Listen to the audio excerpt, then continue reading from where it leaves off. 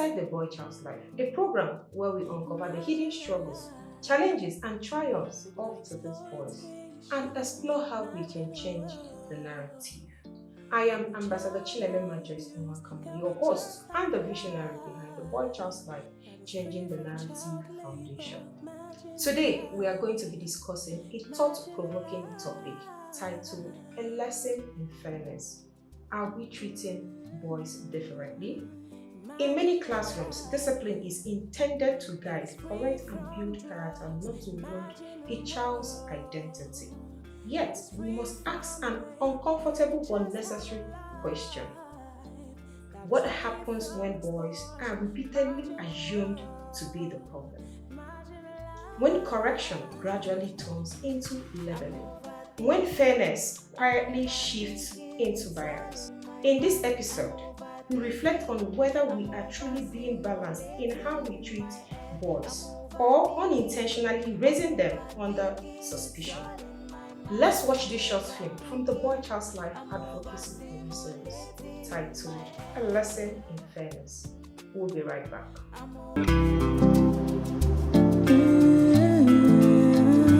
Imagine a life that is free from drugs. Imagine a world that is free from rape. You two boys, late again?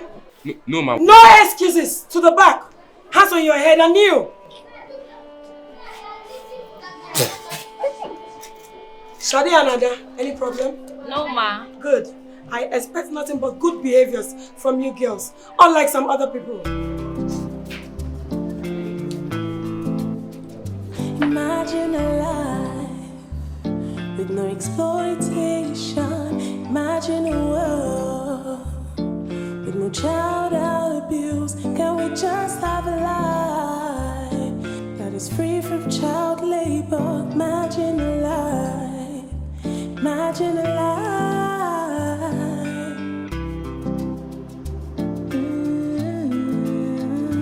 Imagine a life that is free from drugs. Imagine a world that is free from rape. Can we just have a life that is free from extortion? Imagine a world. Imagine a life. Back to your seats. I'm overthinking, it's all in my mind. I'm overthinking, I'm overstimulating in my head. I'm overthinking, it's all in my mind. Kunle and Emeka, stand up. Stand up! What are you two plotting again? We weren't plotting anything. Talking while I'm in class is not plotting enough? One more noise from any of you. You are out of my class.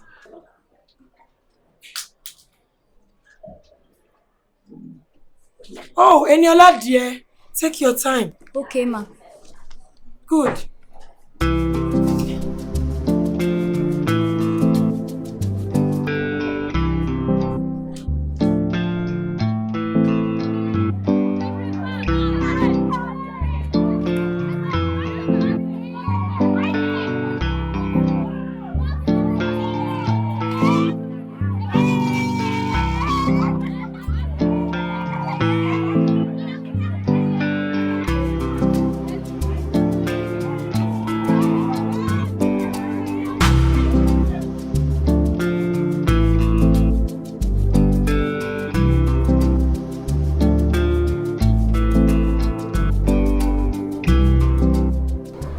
Isn't right. Why does she only punish us? It's like she thinks we are trouble just because we are boys. Aww, are the boys crying? This isn't funny, Ada. Miss Bumi always spare you girls. Maybe because we behave better. But this is not really fair. Fair? You are just smarter than you guys are staying out of trouble.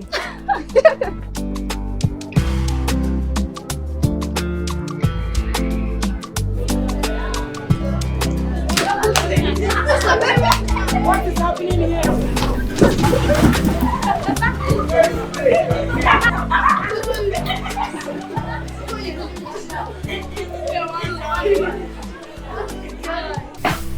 Emeka, Why are you sitting in such a mess? Stand up and clean immediately.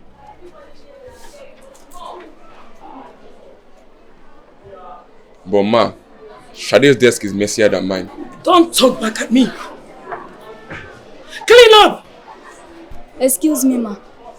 But Shade's desk is also messy. Shouldn't she also clean it? Are you questioning my authority? No, ma. I just think it's only fair. Shade, clean up too.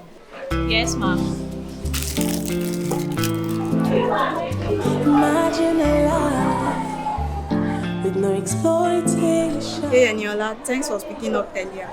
Yeah, that was really brave of you. It's okay. Fairness is important. You remember the topic they taught us in class today? Topic. A boy child. I don't remember anything. Imagine a life.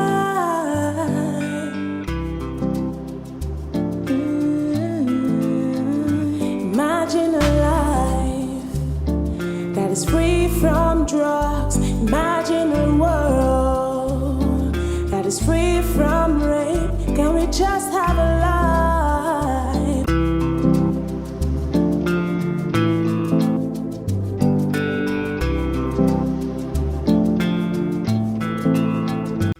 Welcome back to Inside the Boy Child's Life. With me in the studio today is Prince Joseph Nwanze, a writer, Nollywood filmmaker, social scientist, public affairs commentator, cultural ambassador, gender and rights activist.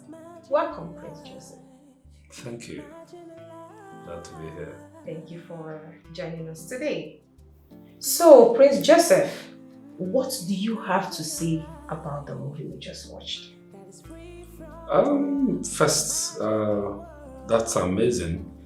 A very credible summary of our everyday experience, not just in the classroom, but wherever people are gathered. Things like that occur. Makes a lot of sense. Moving to the next question, do you think Miss Bumi treated the boys fairly? Why or why not? I would say she didn't treat them fairly. And why? No matter the situation, everybody deserves to be heard. We don't know why the boys came late.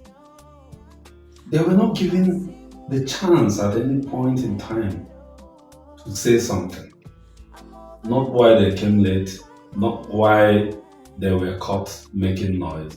It was all straight punishment. It was obviously and not necessarily judgmental. More like, assuming beforehand that the boys were just wrong. I think she was just too impulsive and reactive. Maybe her own background may have formed an opinion about boys. For instance, if Ms. Bumi may be coming from a family with an irresponsible father, may be coming from a background where she had experience of violation in the hands of a man, maybe coming from a marriage, where the husband is probably a beast in a man's skin. These things could tamper with her psyche, and all of her behavior towards the boys could be just transferred aggression. She sees a man, whether a boy or a man, and she is reflecting her reality and, lashing out on them without looking back. And I think it's terribly wrong. You don't know what those boys are going through. You don't know the reason they came late. So it's always important to ask questions. As much as it may matter to you, find out why certain things happen. The idea is to correct, not just to punish. Moving to the next question. Have you ever experienced or witnessed a situation where boys were disciplined more harshly than the girls? Yeah, we witness that almost every day. Growing up, my father will always punish us severely, and he will always remind us that we are men, that we are going to take over the leadership of this family when he is no more, that we are his direct representative. For that, we are expected to be perfect. So the sins of the girls are forgivable, but not that of the boys. Then people make the mistake of seeing the boys as strong and should be able to resist anything, should be able to, take the punishment and chest it as men. It's wrong. So that notion, I think, is one of the reasons why the boys are treated the way they are treated. When you beat, when you talk harshly at the girl child, she begins to cry. She draws empathy, and everybody wants to, like, it's okay, why treat her that way? But the boy, he will shrug it off and walk away. Then you think he's rude, you think he's arrogant, you think he's too strong, so he needs to be beaten the more. No, inside of him is bottling along a whole lot. And in future, if care is not taken, you may just be training a monster without knowing. Adding to what you said, I have seen cases where in the public space where something will happen to a lady and everybody will be like, everybody will just be up and doing, trying to see how to assist her. Maybe you're driving and your car stops on the way. People will just look for a way to assist you, help you do one or two things. But when he's a man, everybody just keeps moving as if nothing ever happened. So you see a woman maybe have one problem or the other, or engage in a quarrel or kind of fight, disagreement with a man. Nobody cares to know who is at fault. They're already siding the woman without even asking. Maybe it's the lady that is actually the problem. I think to a large extent, it's almost a culture thing.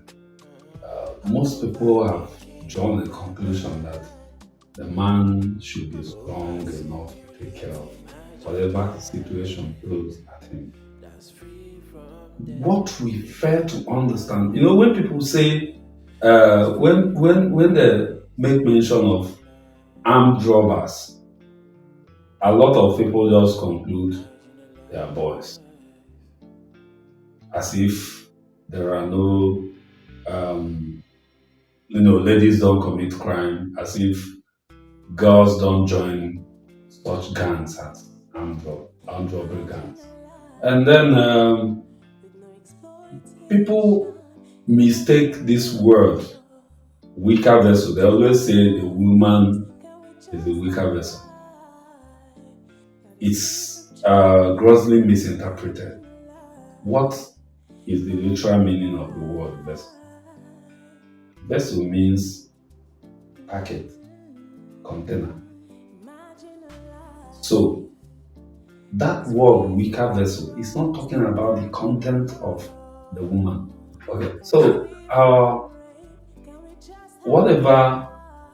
whenever we hear that word weaker vessel, a lot of people tend to conclude that women are weak. No. Literally, vessel is container. So we are talking about the container may be weak. I agree. What about the content? Are men actually stronger than women? No. Boys are not stronger than girls. That is the truth. The culture has made it look that way. So everybody wants to assist the girl. Everybody wants to, expect the boys to do exploit. Even without any form of assistance, even without guiding them, we expect them to come out tops. It's a problem. it's a problem, and I'm happy that a platform like yours is actually beginning to, reorient people on this topic. I'm hoping that at some point people will learn and also begin to pass the message across. Let's go on a quick break. We'll be right back.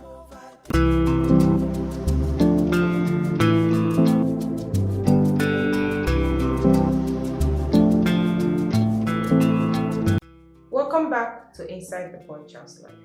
Moving to the next question. How do you think Emeka and Kunmi felt being constantly singled out?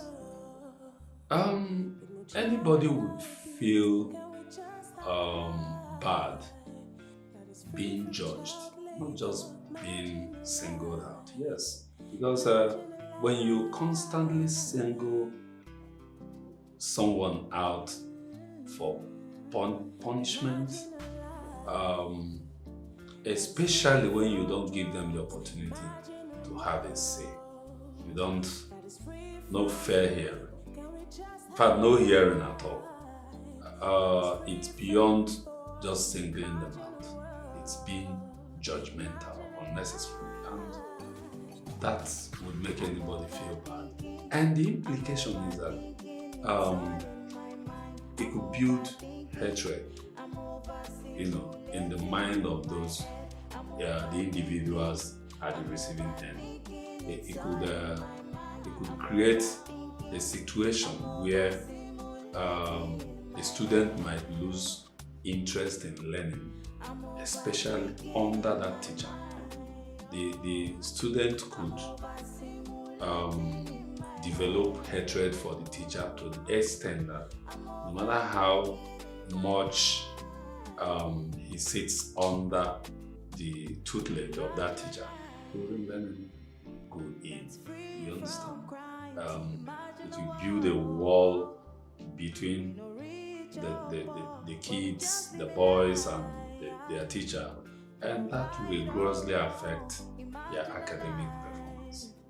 So, what emotional impacts can repeated public punishment have on a woman?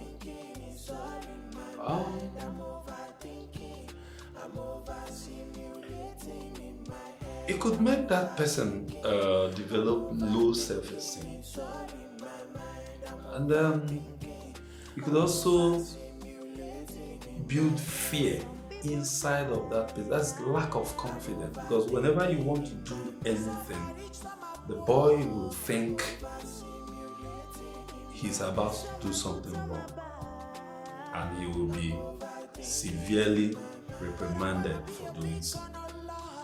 Okay, so fear, lack of confidence, low self-esteem, those are possible implications of continuous public punishment. Was Eniola wrong for speaking up, or was she courageous? What does her actions teach us? There is this unseen discriminatory line that exists among boys and girls. That very moment, Eniola chose to be human rather than be just gender. Okay, so she crushed that line in order to stand up for humanity. What she did was not just courageous in the eyes of her very fierce teacher, Miss Bumi, but she stood up for humanity. It was courageous and it was right. Let's go on a quick break. We'll be right back.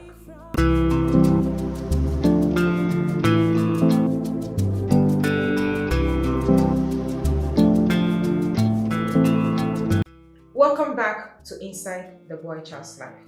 So, moving to the next question. Do you think gender barriers in classrooms affect boys' academic performance and confidence? Why not? Why not? When a boy, we're talking about boys, teenagers.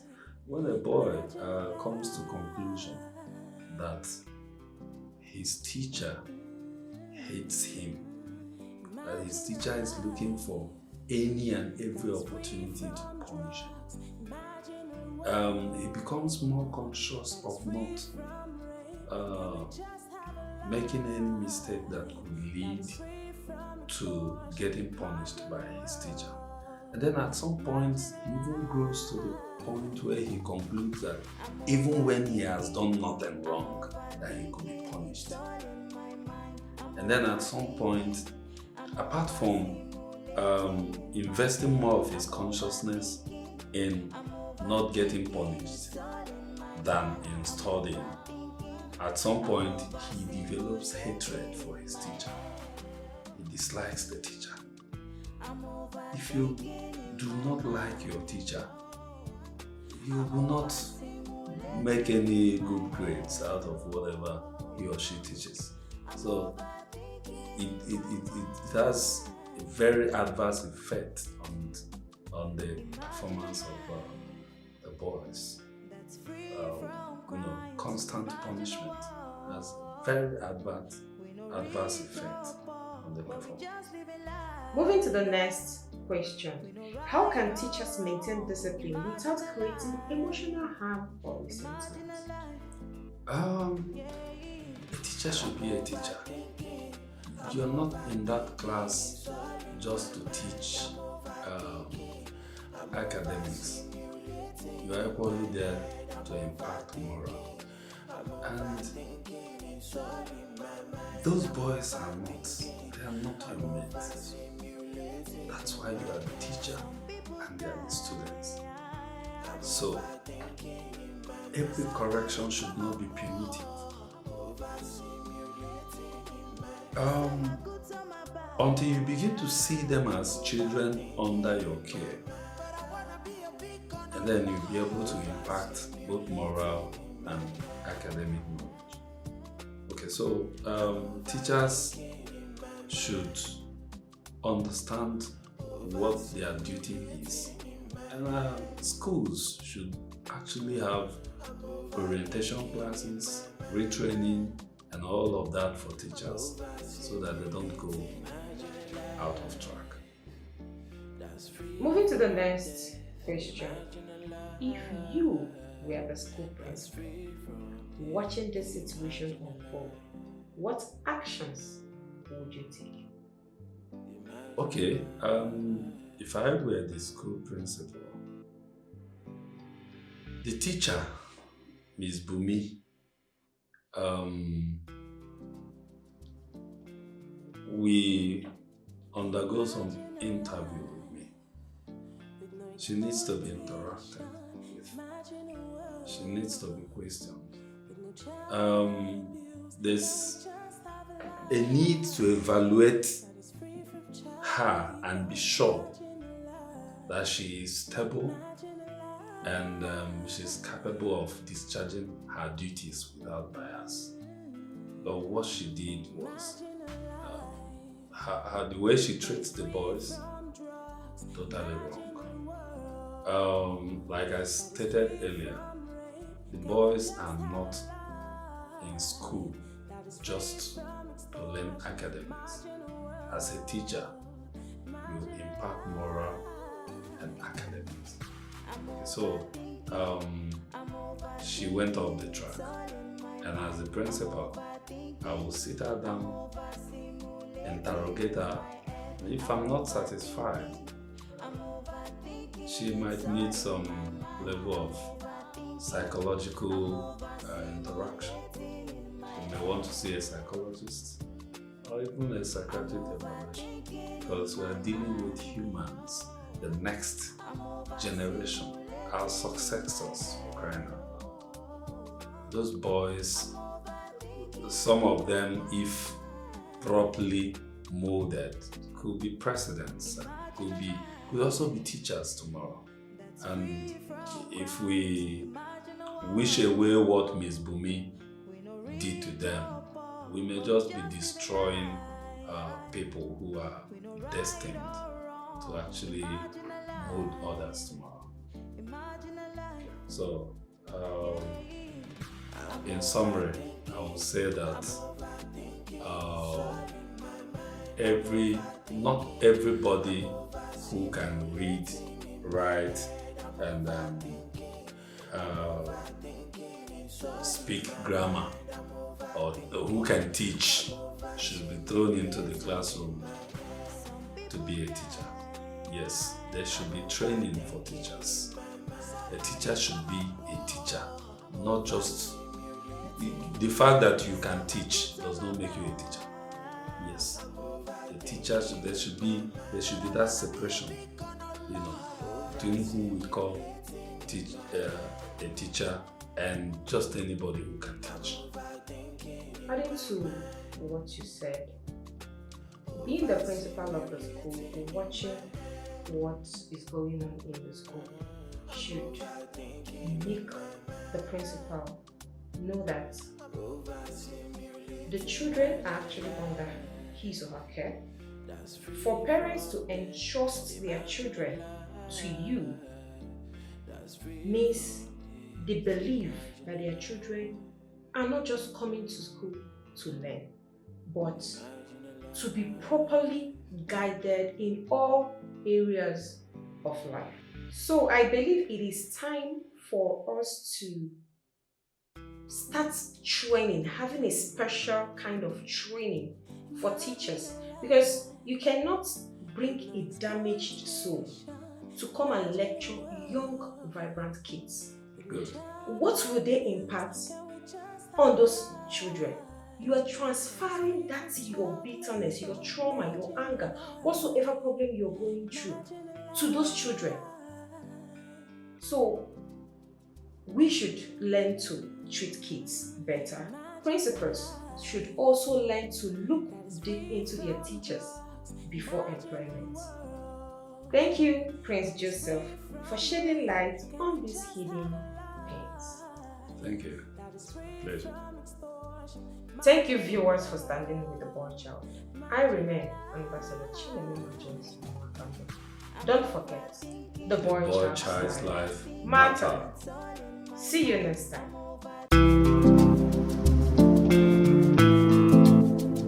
Imagine a life with no exploitation. Imagine a world with no child abuse. Can we just have a life that is free from child labor? Imagine a life. Imagine a life.